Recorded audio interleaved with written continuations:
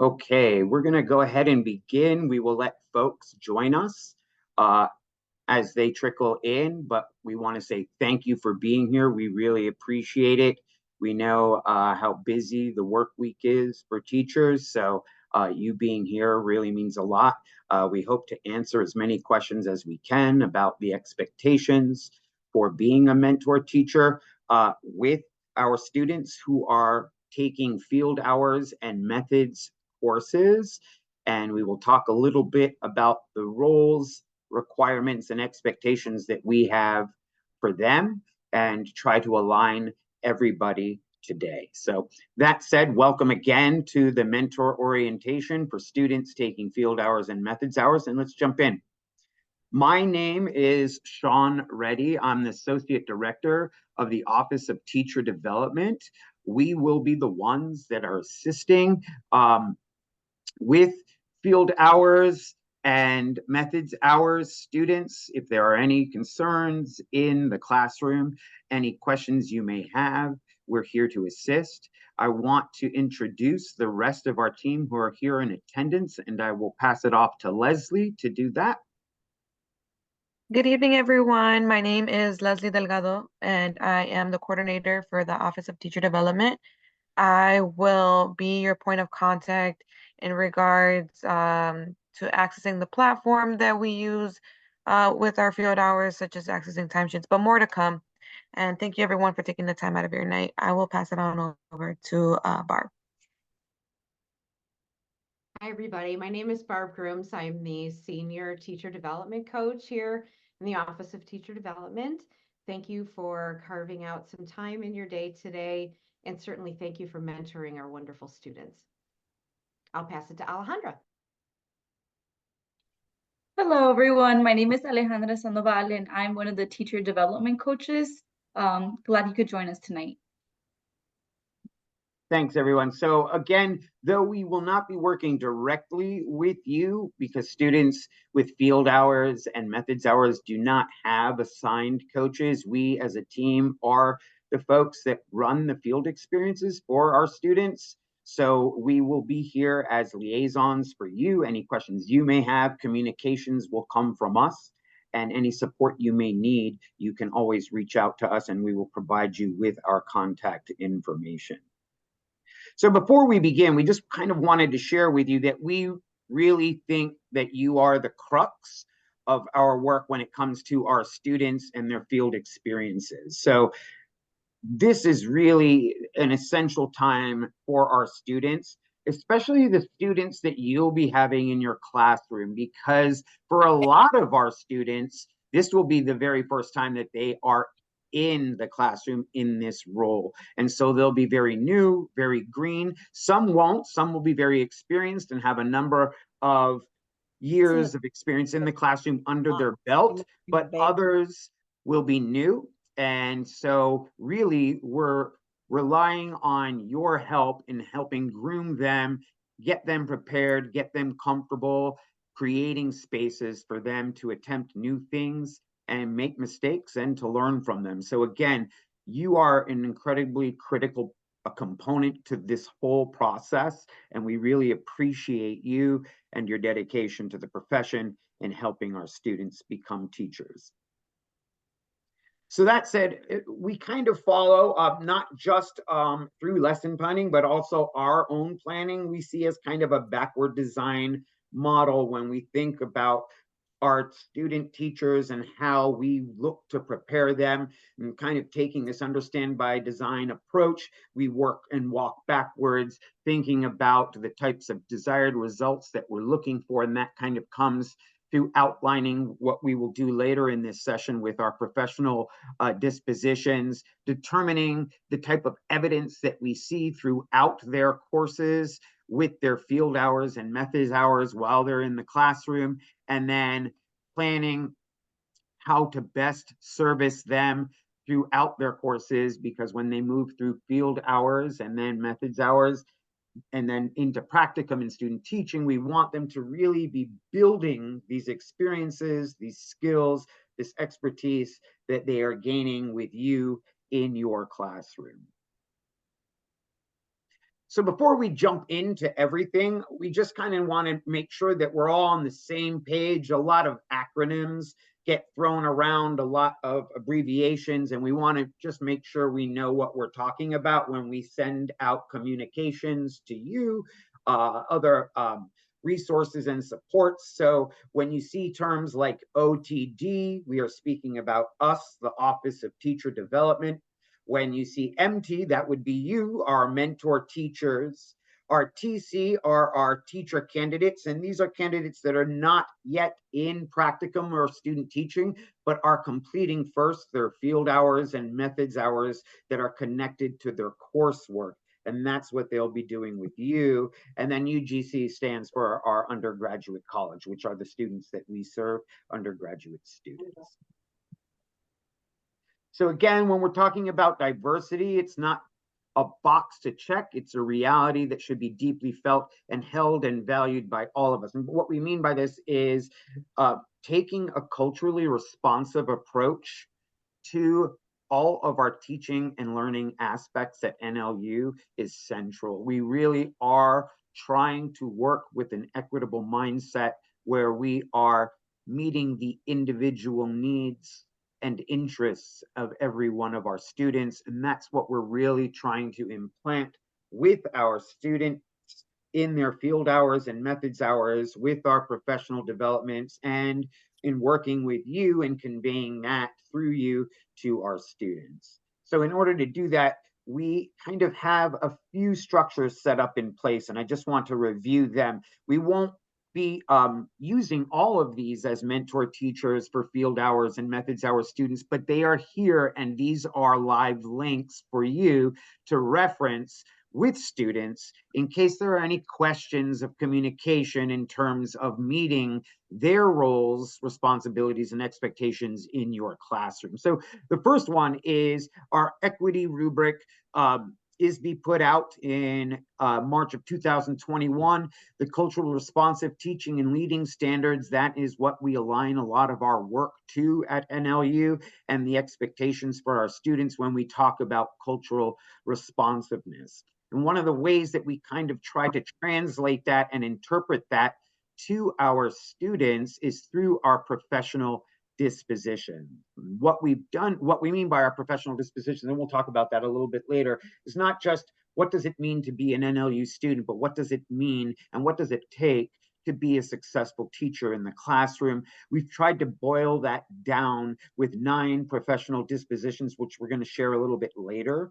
But we have here a rubric for your access, as well as a table that kind of goes into explaining a little bit more about what those dispositions look like, what those expectations are, so that if there's ever any conflict in terms of communication with your student teacher, if there seems to be a miscommunication, a disconnect in terms of what your own expectations are in the classroom, because part of the dispositions is also recognizing that you as mentor teachers are their teacher as well. They need to be meeting your expectations as much as they need to be meeting NLU's. So we have this type of feedback so we can have some kind of standard of accountability for all of our students in your classrooms. And then towards the right, and this is primarily for our students that are completing methods hours, these high leverage practices, we provide an infographic here that discuss them, but essentially they came out of the University of Michigan, and what they are best practices that have been identified in the classroom that we look for. Things like, how are they introducing content? How are they providing opportunities for students to ask questions and respond to a range of questions, from closed questions to more open-ended and inquiry-based type questions, to what is the structure that they're using to lead whole group instruction versus small group instruction versus individual one-on-one support. And you can go ahead and take a look at that on your own time. But what we have our coaches do, and what instructors will be doing, is when students are in your classroom, some of them will have assignments that relate specifically to them leading some type of instruction. It might be small group instruction, it might be a whole class lesson. They will have to record those lessons if they're in a methods class, and then they will have to submit that lesson to their instructor, and then their instructor, through a platform that we use, a digital coaching platform called GoReact, which we will talk about a little bit more, is used to provide our students with feedback and create a dialogue about their teaching performance and practices using those high leverage practices. So we'll talk a little bit more about those, but for the most part, we just wanted to be able to expose you to the high leverage practices, but they are going to be used by your students' instructors to provide feedback on their teaching videos. That said, the CRTL and the dispositions are really what we would use with you to ensure that our students are engaging in best practices in your classroom. And I think it's important to note that because a lot of our students are new to the classroom, they're not really sure what it means to be an observer. We find that many of our students will come into your classroom and you might think they are just sitting there in the back. And some of them will be just sitting there in the back. And the reason is because they're not sure what to do. And even though we've outlined how to engage and how to be an active participant in the classroom, what we found is that many of our students are going to be shy in your classroom. They're not going to know when to ask if it's okay to try something because everything is going to be brand new. And so we're really looking to create spaces within your classroom where they do have opportunities to engage as you see fit, as you see comfortable. So of course, we don't want you throwing them in front of your students if you don't feel that they can't take something on. But we also want to provide them an opportunity that is a safe space for them to try things, to practice things with students, and to make mistakes and to learn from those mistakes. So those are things that we want to really create for our students as they begin their journey as student teachers. So again, when we're talking about field experience learning opportunities, and when we talk about our teacher candidate responsibilities, there's a few things that they're going to be doing in your classroom. So again, if they're doing field hours and or methods hours, which they are in your classrooms, they will have linked assignments. So when they're in your classroom, they will have assignments that they need to complete with their instructors, and they should be sharing these assignments with you. They should be letting you know what courses they are taking and what they're in so that they can get some support from you with those assignments, but also for you to know what they're doing and when they're doing it, when they're visiting your rooms. So one of the things that they're going to be doing is taking initiative, like I've just said, interacting with your students as much as possible, where we really encourage them to ask clarifying questions, to take notes. They're going to be scheduling appointments, not just with you, but with their instructors, reaching out to our department for support. And you should feel that you're able to do that as well. We want to be there to support you as much as possible. And this is something that's actually an initiative that our department is taking that's rather new. We really see that you are the first steps for this 2-year journey with our teacher candidates. And we really want you to lean on us too for that level of support anytime you need that with your students in your classroom. Students will also be engaging in lesson planning. And we know that this can be tricky too because not all of us use lesson plans. Some of us work with unit plans. If you do work with lesson plans, we know that lesson plans differ from district to district, school to school. We are in the process, NLU, of refining a templated lesson plan that we use that's pretty involved because we feel at the beginning stages our students should be thinking about a lot of things. So there's a lot of standards alignment. There's a lot of alignment to the CRTL standards as well. and taking that backwards approach to lesson planning. So their lesson plans might look different than yours, but hopefully they can still come to you with questions, with your expertise to get that level of support when they're planning out. And this will also primarily be with our methods students, but also with some of our field students in terms of developing those lesson plans, especially when our method students are videotaping their assignments and their practices within the classroom. And that goes to the videos up top.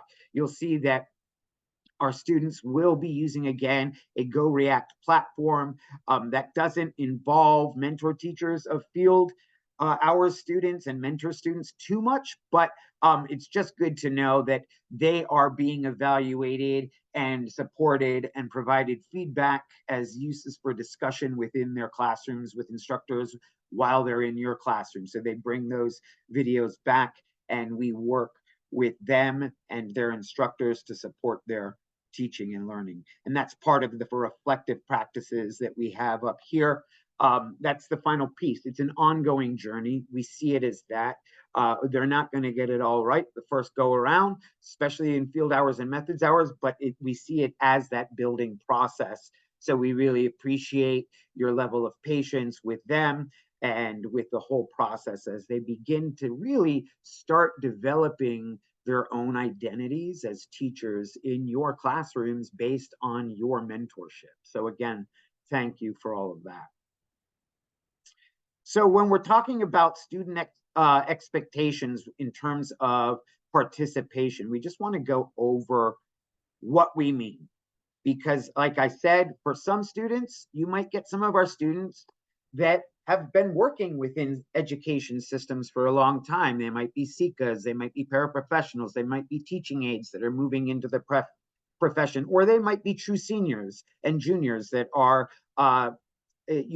20 years old and fresh into a new classroom. So there are varying degrees of expertise and experience that our students are coming with. And then we just have to be prepared that some of us might have newer students, meaning students newer to the classroom, and some of us with students that are more veteran-like in terms of having a number of years of experience under their belt. Regardless, our expectations for our students are the following: that they're communicating with you regularly. If you feel that there are issues with communication with your students, you should please reach out to us so that we can at least communicate with you and their instructor and provide them the support they need to recognize that it's their responsibility to be scheduling, to be asking questions, to making sure that they're engaged and building a relationship of support with you.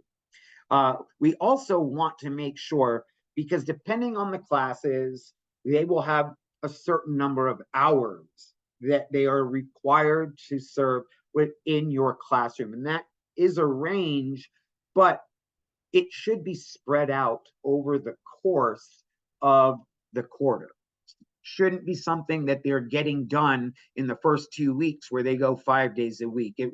What we're really hoping is they get a better understanding of your classroom, of your students, and how they're learning throughout the course of the term. And we know that for a lot of our students, they're coming in at the middle of the year. So it's really about them being able to acclimate, get a sense of the school, get a sense of the classroom culture, and get a sense of how they can best serve within your classroom. Also, it's important to know that students will be submitting timesheets to our online portal known as Sonia on a weekly basis, and it will be approved by you. So they'll be logging in their hours when it comes to their weekly schedule that they have set up with you in terms of being in your classroom. And then once they have done that, they will then ask you to approve those hours that go into that they will then upload to their instructor for approval, so that we have a sense of where they are with their hours and that they are actually in your classroom and meeting their hourly requirement. We'll have Leslie come in when we get to those to kind of navigating more of Sonia and the types of support that there is a little bit later. But for now, just know that they are responsible for logging their hours and then ensuring that you are approving them.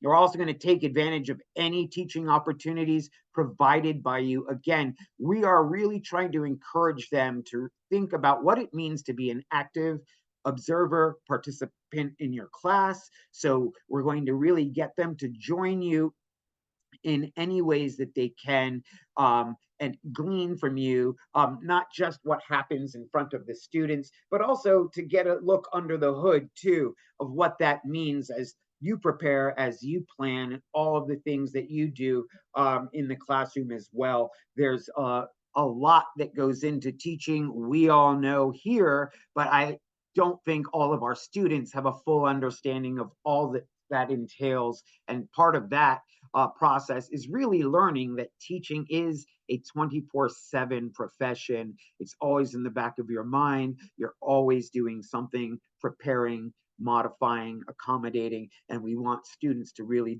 help develop that mindset.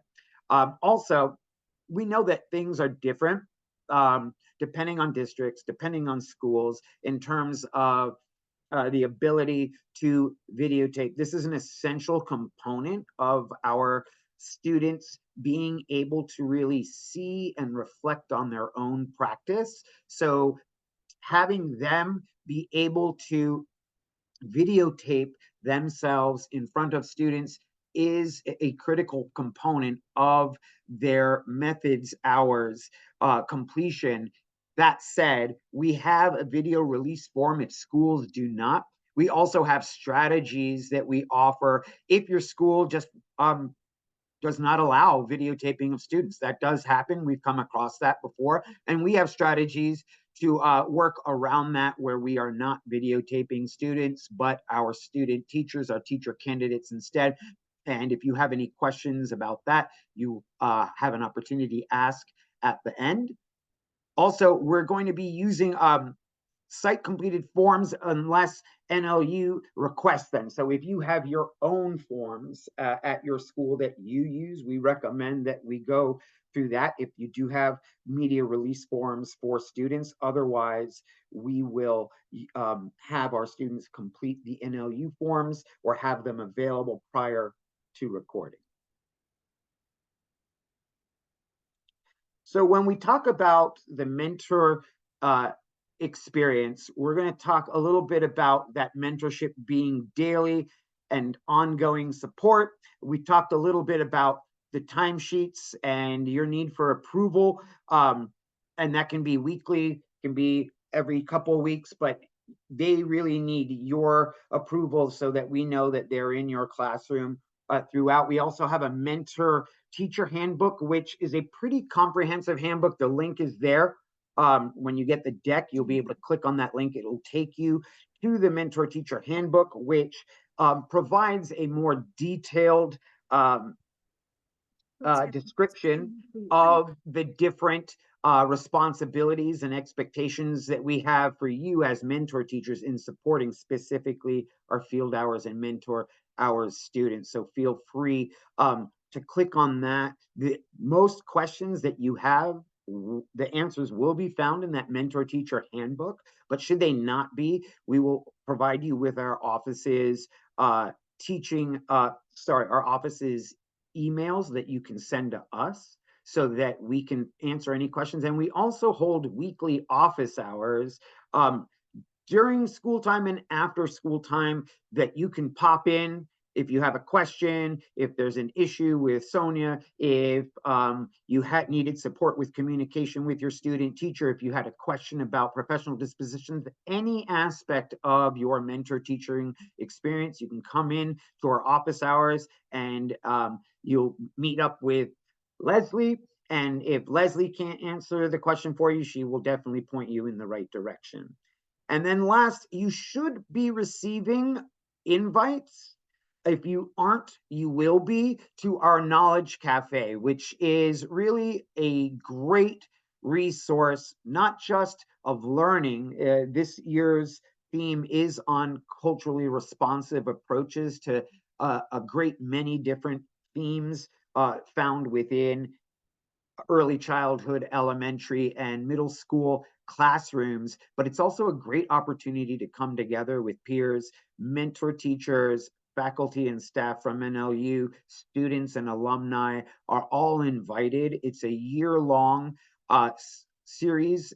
It's one session per month, and it includes workshops in the summer that's specific for teachers preparing their culturally responsive classrooms for the new year. So we'll make sure to get that schedule to you. But again, there's the link there as well. And it's free, and we want you to join us on a monthly basis. So please do. We look forward to seeing you there. So we want to talk a little deeper about what we mean when we talk about mentor roles and responsibilities. So you're going to be meeting with your students and getting to know them. They are instructed to be reaching out to you if they haven't already to set up schedules to introduce themselves. And during that time, it's a really good time to kind of share your communication style, not just best how you want to be communicated to, but how as well. What are the best approaches with you?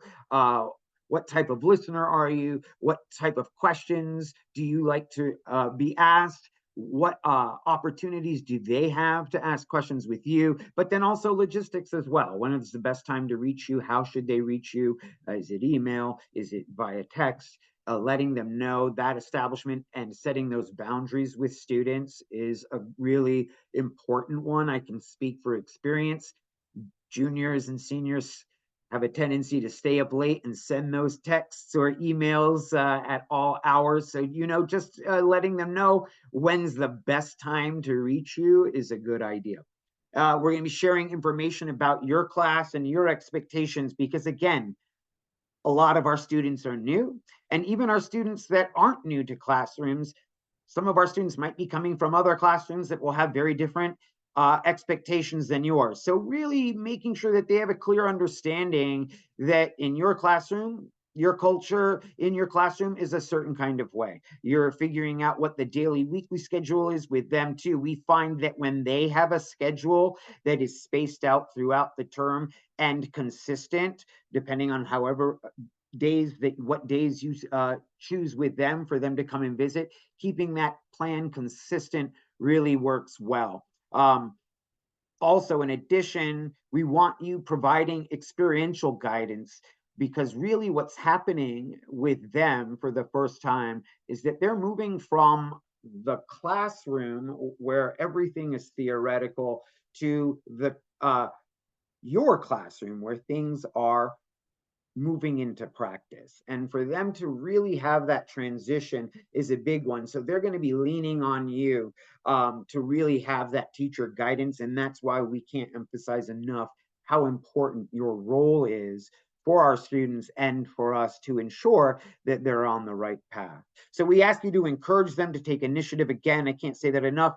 After sharing your expectations and what your classroom is like, after they've been introduced to the students, even if it means saying, you know what, you're going to make mistakes. You're going to be put in front of situations where you might not feel 100% comfortable or at ease. That is part of the learning process. We have some students that hit the ground running, and it's as if they've been in the classroom for years, and you're going to have other students that are going to struggle, and they know it.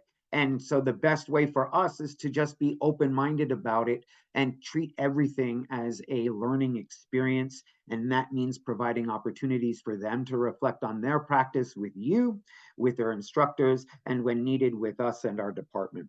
And then finally, consistently offering constructive feedback. For a lot of our students, because they haven't been in the classroom, they haven't received feedback. They don't know who they are yet as teachers. And part of that building process of their teacher identity is receiving feedback. And we know that teachers get a lot of feedback, not all of it warranted and not all of it wanted, but we get feedback regularly, and students need to be able to take feedback in constructive ways. So again, you'll see right there at the bottom underlined, that is our office's email. We ask that you make sure that you have that. Again, you'll have a copy of the slides, so you'll have this link, but this is the email that you'll want to use if there are any questions that you have about your students' roles and responsibilities and about your own roles and responsibilities while they are in your classroom. So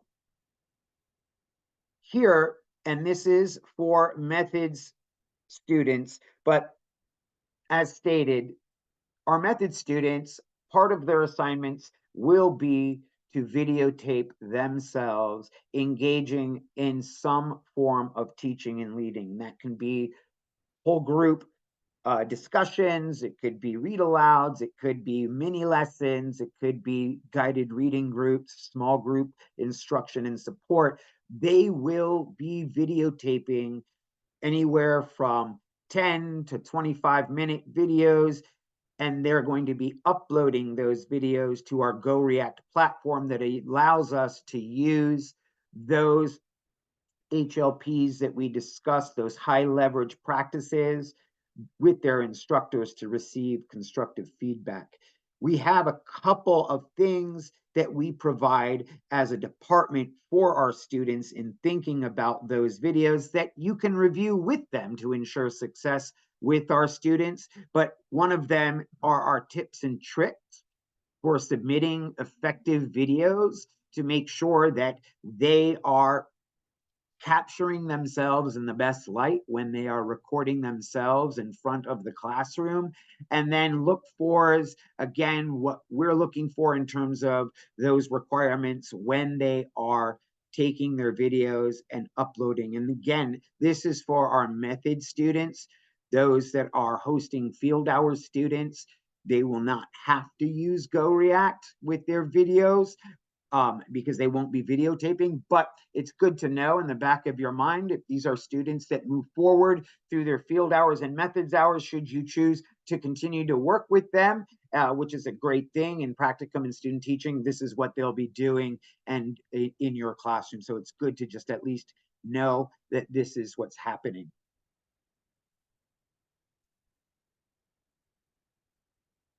Oh, clicked on the wrong thing.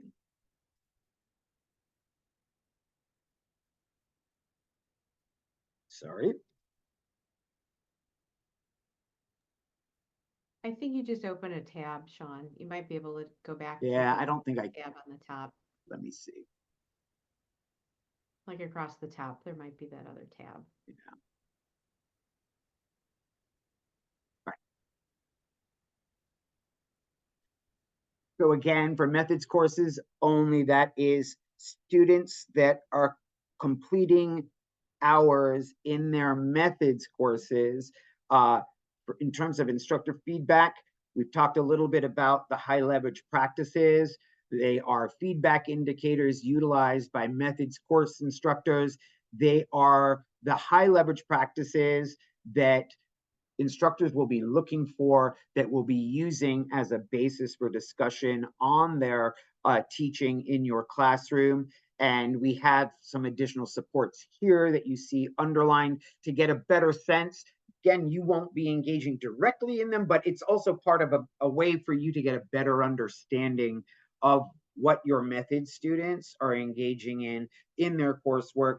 What we find a lot of the time is that our mentor teachers at times don't know what their students are working on. So feel free to ask them too. They are instructed to really communicate with you as mentor teachers what classes they're in, what their assignments are, what their learning objectives are, but really engage in discussions with them too and have them explain what they're doing and why, because that's a great way for you to start kind of foundational conversations where you can have them go deeper and support them in their work. So in terms of lesson planning, again, we stated we think best practice is to intentionally plan before they engage in any kind of instruction. And they have a template that we have developed over the course of this year. It's relatively new and it's pretty robust. they will be using those within their methods courses for any time that they are videotaping their teaching. So just might be great for you to review those lesson plans and provide any feedback or input with them, because for a lot of them, it's the first time that they're actually building out their first lesson plans. Many of them will be new to backward design. Many of them will be new to standards alignment. Many of them will be new to building out learning objectives. So reviewing those lesson plans with your students prior to them videotaping is a great way for you to catch any red flags you might see before they engage in their lessons, and to have them go back and reflect, edit, revise, and then have the best opportunities for success. So again, teacher candidates will consult with you about their lesson plans. And of course, nobody knows your students better than you. So you'll be able to provide them with insight and tricks on how to best serve your students' individual needs and interests.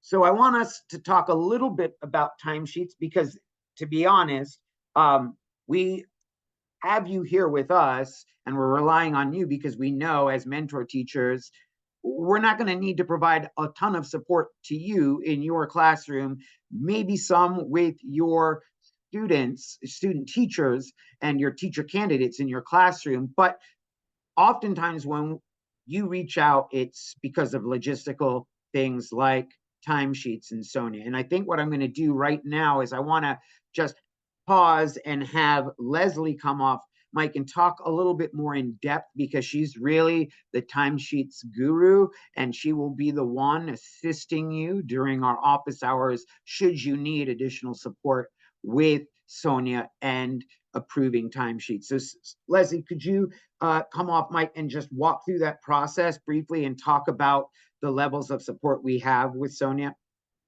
Sure thing, Sean. So first and foremost, I would just like to echo what Sean said. I will be your point person in regards to any logistical, like accessing Sonia, whether that's logging in, knowing how to reset your password, knowing how to approve timesheets.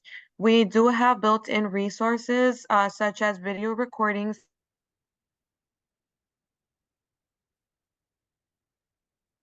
well as how to go in and approve a timesheet. But in the case that you find yourself thinking, you know what, the video is just not enough, we do have, Sean, if you don't mind with the next slide, we do have office hours set up during the workday, but also we have a Thursday from 5 to 6 for really as a space to utilize to be able to come drop by in for 2 to 3 minutes and receive real-time support. We find often that mentor teachers are reaching out because they're locked out of their account, and that will lead to an email request. But just to cut down on time and be able to feel like, and receive real-time support, I strongly encourage you to attend our office hours. And if you feel like that our times don't quite align with your schedule, at the end of the presentation, we also will have our contact information provided. Under mine, personally, I will have my business number on, located in the slide deck. So feel free to call that number anytime from 9 to 5, and you can receive real-time support on my end. In the case that I'm in a meeting, feel free to leave a voicemail, and I'll be able to get back to you as soon as possible. Thanks, Sean. Leslie. That's super helpful. So also what we want to share with you is that Barb has done an amazing job with creating orientations for our methods and field hours students as well. And we're sharing that deck with you here. This is the orientation that we provide for your students that are going to be in your classroom, that really goes in depth in terms of what the roles, requirements, and expectations are for them when they're in your classroom. And they revolve heavily around National Lewis's professional dispositions and what those expectations are. So again, we encourage you to not just take a look at this deck on your free time, but to go back and take a look at the dispositions link so that you get a better understanding, and we'll walk through them really quickly here, but the 9 dispositions that we have identified so that there is a level of accountability and everybody's kind of on the same page in terms of those expectations when we're helping our students develop that teacher identity. So what are the benefits of field experiences?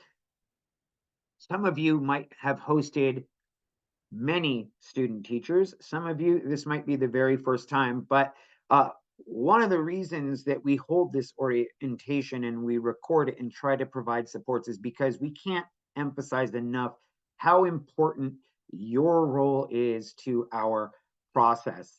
Them being in the classroom, we have so many students where the light bulb just goes off, where finally things start to cement and formalize in their head because everything does seem so theoretical in their own classrooms with their instructors until they're in your classrooms. So you're going to have a lot of aha moments in your classroom from our students, and you might even have some tears in your classroom from our students. And the expectation is that we see a range of all of those things. It is some tough learning, it's some amazing learning, but just having been an instructor of field hours and methods hours students, they are so excited when they come into the classroom from your classrooms about their experiences. They love sharing their stories from your classrooms and working with your students. So just know the level of impact that you have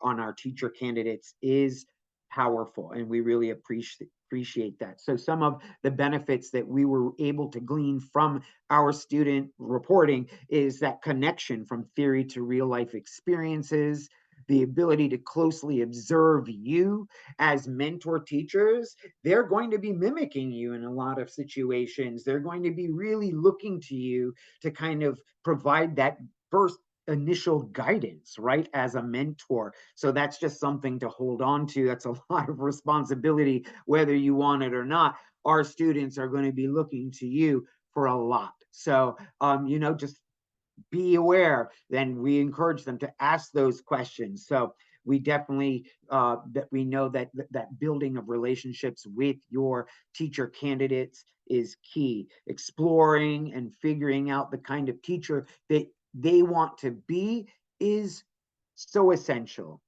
How they want to see themselves as teachers, a lot of that's going to come from you. And so that just means a lot to have that much influence on a student that is in that, in many ways, that beginning process, really, of identifying themselves as teachers and the teacher that they want to be in this profession. And students are going to be coming to learn that things will not go perfectly.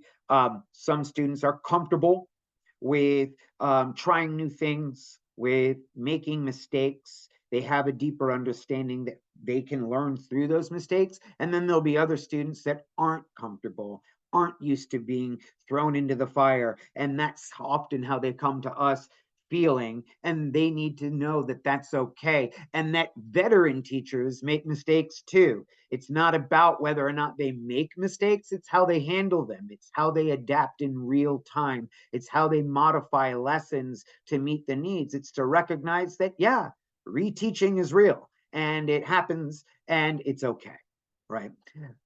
We know that students come to learn also that trying out teaching strategies in a safe environment is important.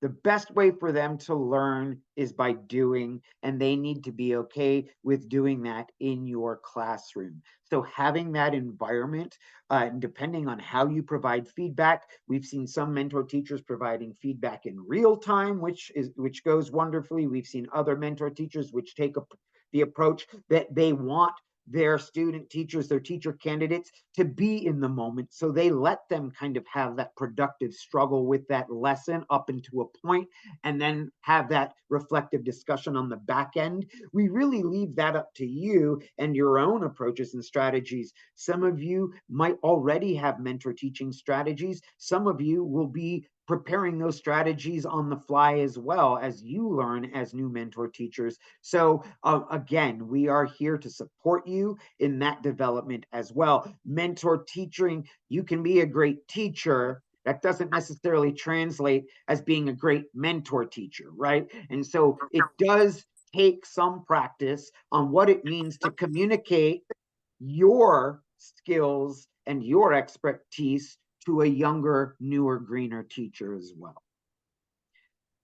So the student field experience dates, what we're going to have, students know that they need to check and know their dates for know their placement information. They're going to know the required number of hours that they have, that they're aligned to their assignments, and they will be able to communicate that with you. They will be checking in with Sonia. If you have any questions yourself about that, and you are not receiving the answers that you think are adequate from your teacher candidate, you can always reach out to us. You can always stop in to office hours with Leslie and get more information.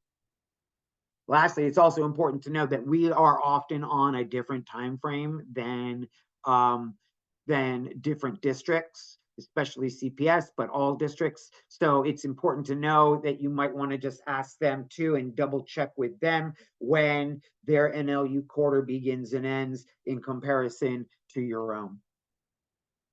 So what does my mentor teacher expect from me? And to get a better sense of this, really click on that link that we had for the orientation that we spell out for our field hours and methods hours students. We communicate with them what we think the expectations are, because there's a couple of things here. You are doing a great service by inviting them into your classroom. The way that we see it, they are coming into your classroom as guests. When they come into your classroom, we want them to really be a part of your classroom. And being a part of your classroom means getting a clear understanding of how you lead your classroom, what your classroom culture is like, what your relationships are like with your students, because they are learning from you. So a large part of that, and this is embedded in our dispositions, is respect, communication, the ability to plan ahead. But what we also want them to do is not just within your classroom, but to really gain an understanding of what it means from a professional sense to be a teacher. Teachers are navigating a number of spaces, not just within their classrooms. Teachers are engaging with a number of people, not just their students. They're engaging with student admin, they're engaging with parents. So we really need to emphasize for our students, many of whom are new to classroom environments, new to school environments. What does it mean to be professional as a teacher within the workspace? So, being early, for us, being on time means being early. And so they should really be following your schedule. If they're coming in at the start of the day, then they should be coming in when you come in, not when the bell rings. So really communicating what your expectations are for them is really essential. How you want them to participate and not participate, it's up to you as the classroom lead to determine with them and to explain to them when they should be participating. And if there are times when you feel like maybe they're not quite there yet to be leading certain aspects of teaching, really giving them the why and having that reflective conversation with them and helping them build up those skills so that they can get there. And then, of course, always having those spaces with your students to have honest discussions with questions that go beyond clarification, but go deeper into what it means for you to be a teacher. We find that our mentor teachers who are the most successful are those that are also the most vulnerable and open in sharing their experiences. That means not just your successes, but your challenges too. Even our veteran teachers have challenges. Teaching is hard, and we communicate to our students that it's especially hard at the onset.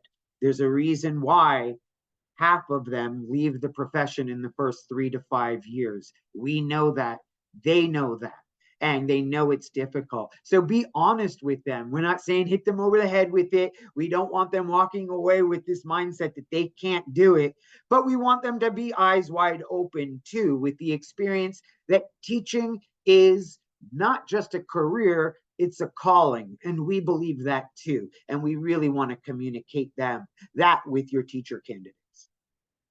So again, you have the rubric for NLU's professional dispositions. This slide is a visual mouthful, we know, but to the right, you'll see that these are what our 9 dispositions refer to.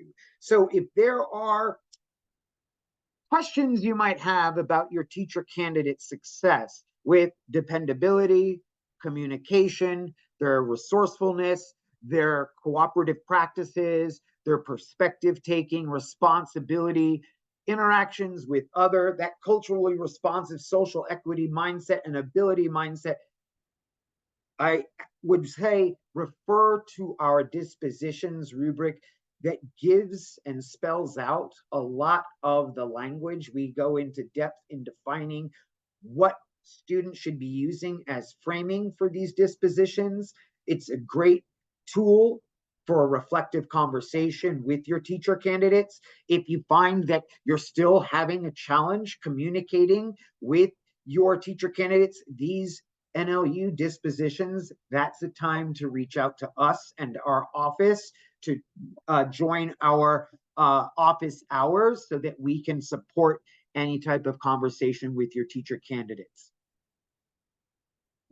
So in terms of setting yourself up for success with that growth mindset, it's again, taking that initiative of getting our students to really be proactive. We want them to be actively engaged with you and their students. It is conveyed to them that it's okay for them to ask questions. They're not coming in as expert teachers.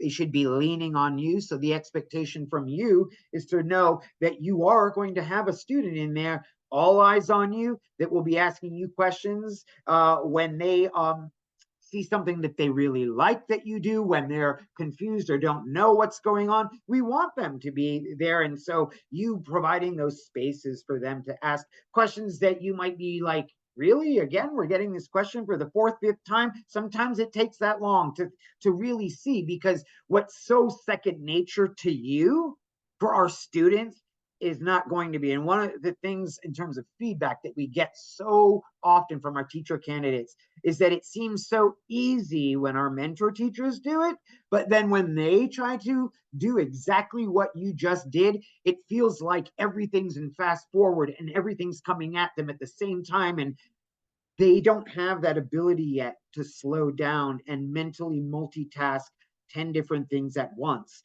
You are experts.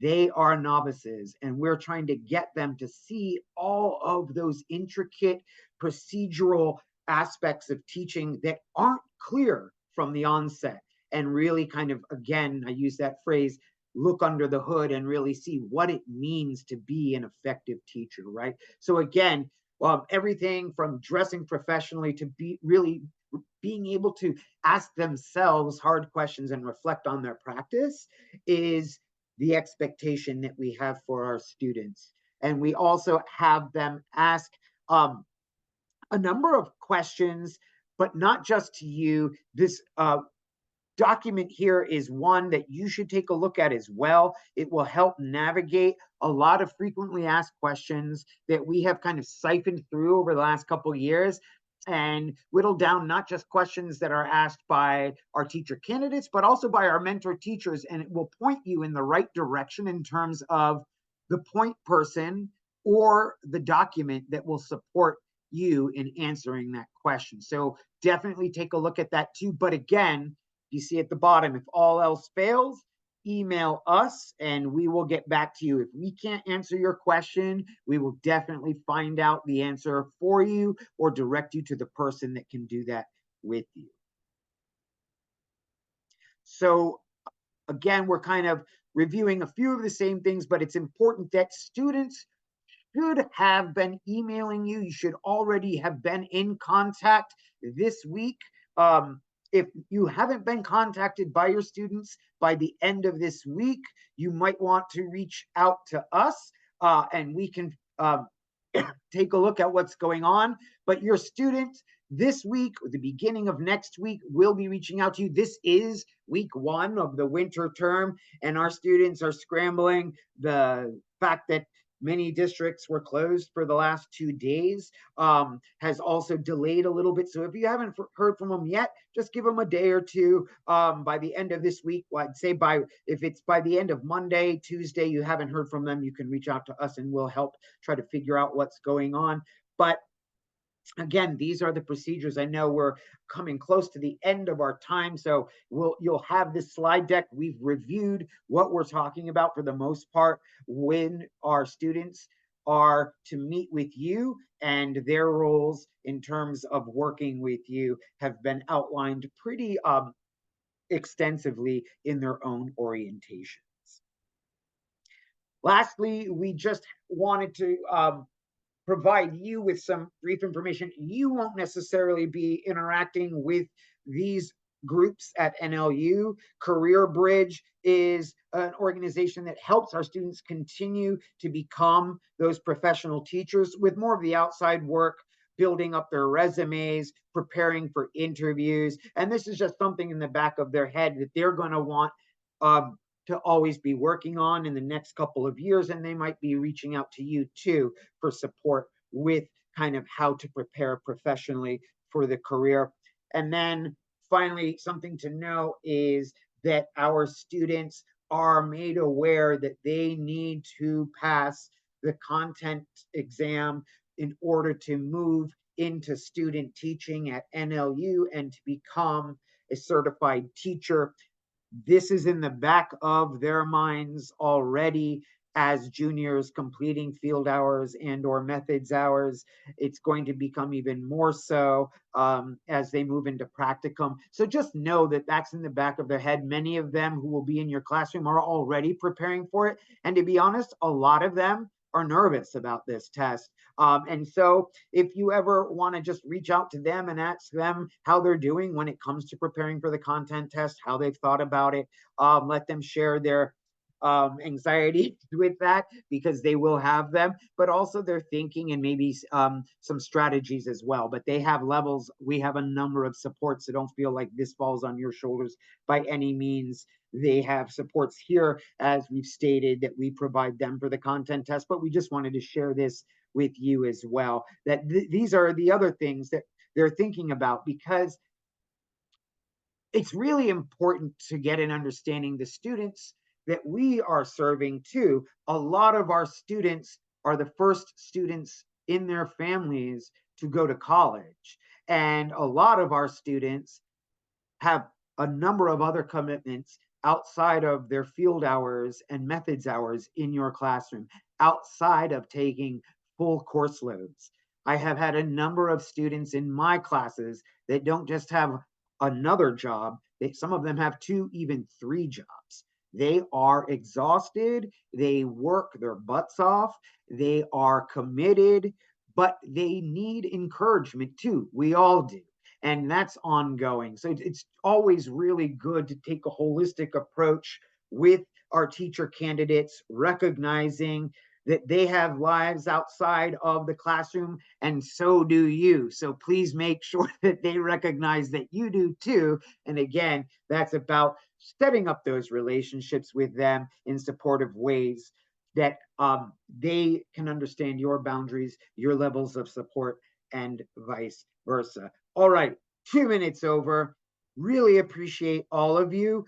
That said, this is our contact slide. You see at the top, that is our office. Email, feel free to reach out with questions you may have throughout the quarter about your roles and responsibilities, about your teacher candidates' roles and responsibilities, but you also have our specific emails.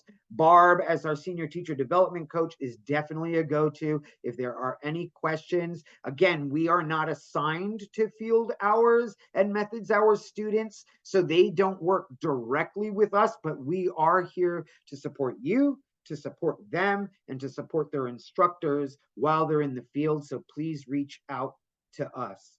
With that said, I want to stop. Those that need to go, need to go. We want to be observant of your time. We truly appreciate you being here. And if there are any that still have some questions on any aspect of your own roles and responsibilities about this presentation, we're going to take it. We'll be here for the next few minutes to answer any questions. If not, have a great rest of your evening, and we look forward to working with you this winter quarter.